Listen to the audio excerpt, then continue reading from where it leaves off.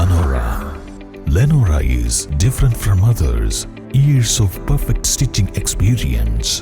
Lenora linen, cotton cloth and stitching. Pandikad Road, Vandoor.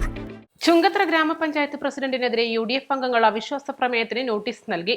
ഗ്രാമപഞ്ചായത്ത് president CPMലെ TP റീനയ്ക്കെതിരെയാണ് UDFലെ 10 അംഗങ്ങൾ ഒപ്പിട്ട notice Nilambur BDOക്ക് സമർപ്പിച്ചിരിക്കുന്നത്.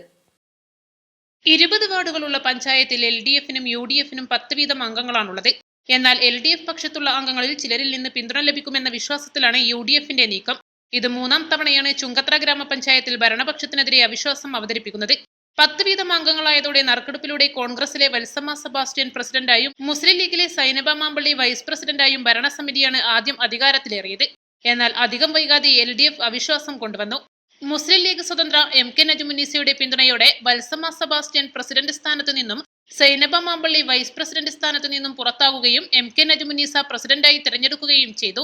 എന്നാൽ കൃത്യം 1 വർഷമായപ്പോഴേക്കും കൂറുമാറ്റ നിരോധന നിയമത്തിന്റെ അടിസ്ഥാനത്തിൽ മുസ്ലിം ലീഗ് നൽകിയ പരാതി പരിഗണിച്ച തെരഞ്ഞെടുപ്പ് കമ്മീഷൻ നജുമുന്നീസയെ അയോഗ്യയാക്കി ഉത്തരവിറക്കി. ഇതോടെ LDFന് 10ഉം UDFന് 9ഉം അംഗങ്ങളായി.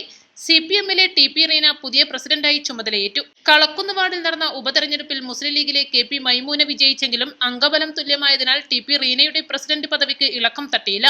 മുൻ MLA PV അൻവറിന്റെ പുതിയ പാർട്ടിയുടെ ഇടപെടൽ കൂടിയായിട്ടാണ് ഇപ്പോൾ അവിശ്വാസ പ്രമേയത്തിന് നോട്ടീസ് നൽകിയതെന്നാണ് വിലയിരുത്തുന്നത്. East live, Edakkara.